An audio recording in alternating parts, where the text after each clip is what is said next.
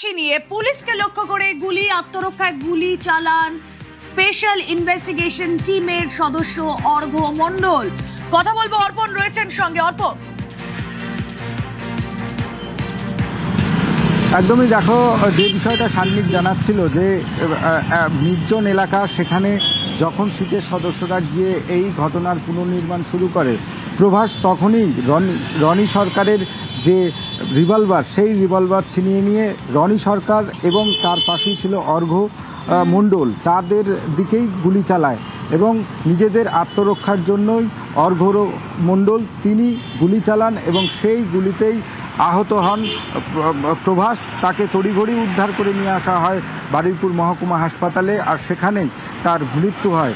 এই সিটে যে 6 জন সদস্য ছিল, সেই 6 জন সদস্যই প্রভাস মণ্ডলকে নিয়ে যায় এই পুকুরের পাড়ে, যেখানে নাবালিকাকে যৌন নির্যাতন, তারপর উপরে পাশবিক যে নির্যাতন, তারপর তাকে বস্তাবন্দি করা এবং জলে ফেলে দেওয়ার কাজ করেছিল।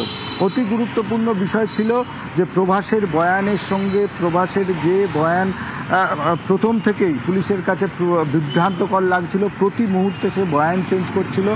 প্রথমে যেটা ভেবেছিল যে এই প্রভাস হয়তো মদ্যপান করে রয়েছে বা নেশাগ্রস্ত রয়েছে, যখন সে সাধারণ মানুষ তাকে ধরে তখনও সে নেশাগ্রস্ত অবস্থায় ছিল বলে তার হয়তো মনে পড়ছে না, বা পরবর্তীকালে সে হয়তো ঠিক ঘটনাটা বলতে পারবে।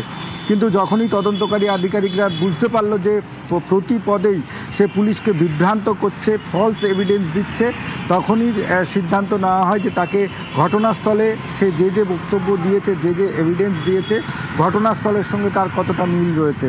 আর সেই কারণেই কালকে 12:45 নাগাদ তাকে নিয়ে যাওয়া হয় ঘটনাস্থলে এবং যে রেল লাইনের পাশে যে পুকুর থেকে এই নাবালিকার মৃতদেহ উদ্ধার হয়েছে, সেই পুকুর পাড়ে নিয়ে যেতেই সান্নিক যেটা জানাচ্ছিল।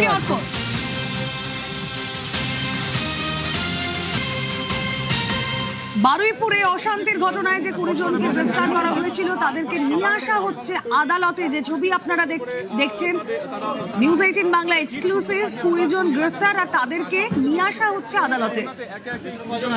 গ্রেফতার করা হয়েছে বিভিন্ন ভাবে এসেছে, তার মাধ্যমে কিন্তু বারুইপুরে জঘন্য অপরাধের ঘটনা রবিবার থেকে উত্তাল হয় জন্য নিয়ে যাওয়া হচ্ছে হাসপাতালে। এবং গতকালকে এখানে মুখ্যমন্ত্রী এসেছিলেন এবং মুখ্যমন্ত্রী আসার পর কিন্তু একদম কড়া যে অশান্তির ঘটনায় যে 20 জনকে গ্রেফতার করা হয়, তাদেরকে আদালতে নিয়ে আসা হচ্ছে।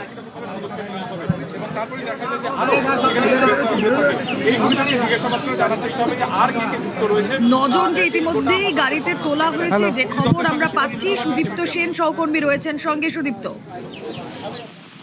বারুইপুরে 5 জুলাই যে ঘটনা ঘটে, অর্থাৎ এবং ধর্ষণ এবং খুনের ঘটনা, সেই ঘটনার পর দেখা গিয়েছিল যে এই এলাকা উত্তপ্ত হয় এবং সরকারি সম্পত্তি নষ্ট করা, পুলিশ মারধর করা এবং আগুন জ্বালানো, এই সমস্ত যে ঘটনা, সেই ঘটনার পরিপ্রেক্ষিতে, এই গন্ডগোলের পরিপ্রেক্ষিতে মোট 20 জনকে গ্রেফতার করেছে পুলিশ। এবং তাদের মধ্যে দেখা যাচ্ছে যে আজকে এই 20 জনকে গ্রেফতার করার পর মেডিকেলের জন্য কিন্তু 9 জনকে এই মুহূর্তে তোলা হলো। আরো বাকি যে যারা রয়েছেন তাদেরকেও কিন্তু তোলা হচ্ছে এবং বাকি যে 2 জন, অর্থাৎ 9 জন এবং একই সঙ্গে 2 জনকে জিজ্ঞাসাবাদ করা হচ্ছে এবং বাকি জনকে আবারও কিন্তু দফায় 2 দফায় তুলে নিয়ে যাওয়া হবে মেডিকেল করার জন্য। এবং তারপর যেটা দেখা গেল যে এই মুহূর্তে বারুইপুর থানায়, সেখানে যেমন এসপি রয়েছেন, একই সঙ্গে প্রেসিডেন্সি রেঞ্জের যিনি আইজি শঙ্কর প্রসাদ বারুই, তিনিও কিন্তু এলেন এবং তাদের যেমন জিজ্ঞাসাবাদ চলছে এবং বেশ কয়েকজনকে ইতিমধ্যে মেডিকেল করার জন্য নিয়ে যাওয়া হচ্ছে।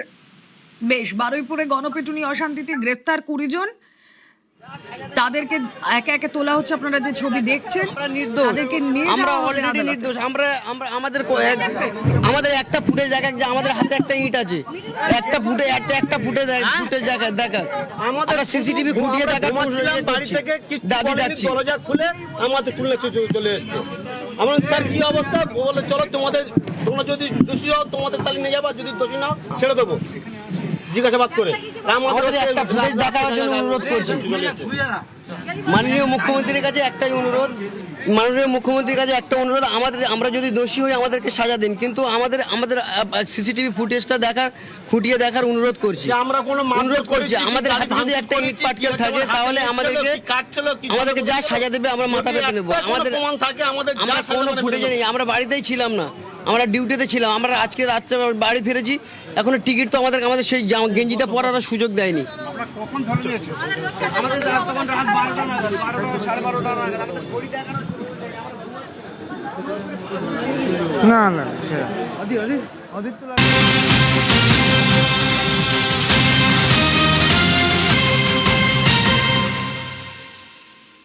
এবার সরাসরি আপনাদেরকে নিয়ে যাই বারুইপুর হাসপাতালের সামনে থেকে। সহকর্মী কল্যাণ রয়েছেন সঙ্গে। কল্যাণ, কি ছবি এখন সেখানে ধরা পড়ছে? একেবারে জানিয়ে রাখি যে প্রভাস মণ্ডলকে হাসপাতালে আনা হয়েছিল। হাসপাতালে আনলে ডাক্তাররা তাকে মৃত বলে ঘোষণা করে। তারপরেই কিন্তু তার যে মৃতদেহ, সেই মৃতদেহ কিন্তু এই মুহূর্তে বারুইপুর মর্গে রয়েছে। সেই বারুইপুর মর্গে এখনো পর্যন্ত যিনি হচ্ছে ম্যাজিস্ট্রেট আসার কথা রয়েছে, তিনি আসেননি। এই ম্যাজিস্ট্রেট আসবেন এবং সে হচ্ছে তিনি এসে এই মৃতদেহ তদন্ত করবেন এবং তারপর কিন্তু এই প্রভাসের মৃতদেহ হচ্ছে ময়নাতদন্তের জন্য পাঠানো হবে। এবং শুধুমাত্র ম্যাজিস্ট্রেট নয়, পুলিশের উচ্চপদস্থ আধিকারিকরাও এই হাসপাতালে আসার কথা রয়েছে। ইতিমধ্যেই কিন্তু হাসপাতাল যে এলাকা, সেই হাসপাতাল এলাকায় বিশাল পুলিশ এবং সেন্ট্রাল ফোর্স দিয়ে ঘিরে দেওয়া হয়েছে। তবে এখনো পর্যন্ত বেশ কিছুটা সময় লাগবে, কারণ যে বিষয়টি বারবার উঠে আসছে, প্রভাস হচ্ছে বারবার যে বয়ান বদল করছিল, সেই নিয়ে কিন্তু যথেষ্ট দ্বন্দ্বে ছিল পুলিশ। আর যে ঘটনা ঘটেছে হচ্ছে প্রভাস যে গুলি করে প্রভাসকে গুলি করার যে ঘটনা ঘটেছে, সেই ঘটনার পর তার আহত অবস্থায় হাসপাতালে আনা হয়েছিল এবং হাসপাতালে আনার পর ডাক্তাররা মৃত বলে ঘোষণা করে। তবে আর কিছুক্ষণের মধ্যেই হয়তো ম্যাজিস্ট্রেট আসবেন এবং ম্যাজিস্ট্রেট এসে এই মৃতদেহ এনকোয়ারি করে তারপরেই কিন্তু এই হচ্ছে কাটাপুকুরে ময়নাতদন্তের জন্য পাঠানো হবে। রুমেলা, বেশ, বারুইপুরে নাবালিকাকে গণধর্ষণ করে খুনের ঘটনায় ধৃত অন্যতম অভিযুক্ত প্রভাস মণ্ডলের মৃত্যু হলো আজ ভোরে পুলিশের গুলিতে। প্রথম গ্রেফতার করা হয়েছিল তাকেই। মঙ্গলবার রাতে তাকে ঘটনার পুনর্নির্মাণের জন্য অপরাধস্থলে নিয়ে যাওয়া হয়েছিল। আর সেখানেই পুলিশের হাত থেকে আগ্নেয়াস্ত্র কেড়ে নিয়ে পালানোর চেষ্টা করে এই প্রভাস মণ্ডল। পুলিশের পাল্টা গুলিতে তার মৃত্যু হয়।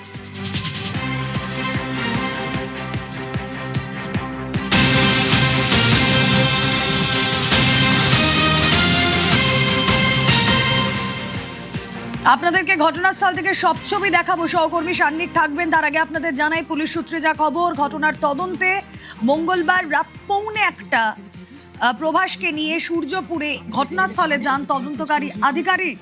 সঙ্গে ছিলেন আরো কয়েকজন পুলিশ অফিসার। ঘটনার পুনর্নির্মাণ করার উদ্দেশ্যেই প্রভাসকে ঘটনাস্থলে নিয়ে যাওয়া হয়েছিল।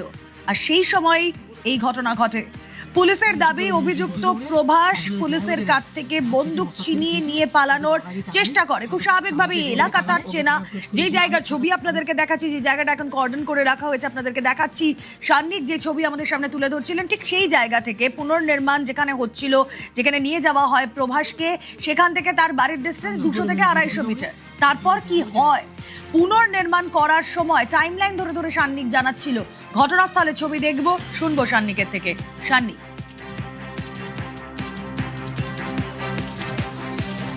রুমেলা, জায়গাটা তোমাকে একটু দেখাই ভালো করে, যে জায়গায় গতকাল ঘটনাটা ঘটেছে, যে জায়গাগুলো দিয়ে বলছিলাম যে পালানোর চেষ্টা করছিল এই প্রভাস মণ্ডল, সেই জায়গায় পালাতে গেলে এই জায়গাগুলো দেখতে পাচ্ছ পুরোটা কিন্তু এরকম চাষের ক্ষেত, যাতে বর্তমানে বর্ষাকাল বলে জল দাঁড়িয়ে রয়েছে, তার মধ্যে দিয়ে পালানোর চেষ্টা করেছিল প্রভাস মণ্ডল। এবং যে জায়গাটা এই মুহূর্তে দেখতে পাচ্ছ সামনে, যে জায়গাটা, এই জায়গাটাকে পুরো ঘিরে রাখা হয়েছে, এইখানেই প্রভাস মণ্ডল পৌঁছানোর পরে এই দিক থেকে পুলিশ গুলি চালাতে বাধ্য হয়।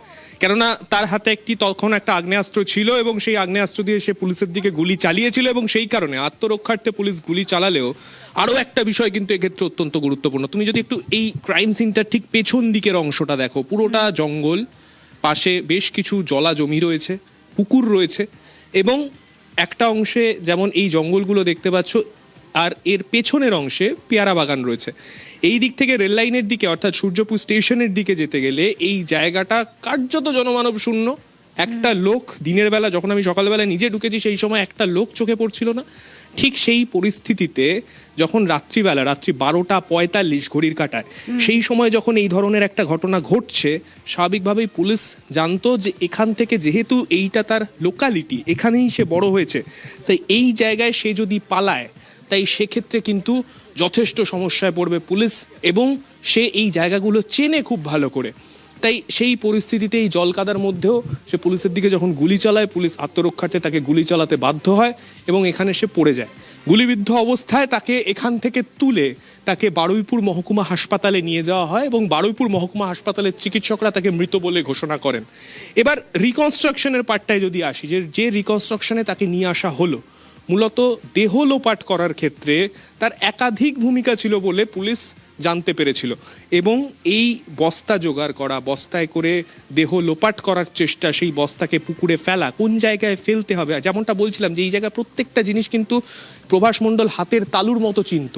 ঠিক সেই কারণে পুরো বিষয়টাকে এইভাবে এক্সিকিউট করা, অর্থাৎ পুরো প্রক্রিয়াটা, এই তথ্য প্রমাণ লোপাটের প্রক্রিয়াটা, সেই জায়গায় কিন্তু প্রভাস মণ্ডলের একটা বড় ভূমিকা ছিল এবং সেই প্রভাস মণ্ডল গতকাল রাত্রিবেলা সেই জায়গার অ্যাডভান্টেজ নিয়ে পালানোর চেষ্টাও কিন্তু এই রিকনস্ট্রাকশনের সিন থেকেই করার চেষ্টা করে।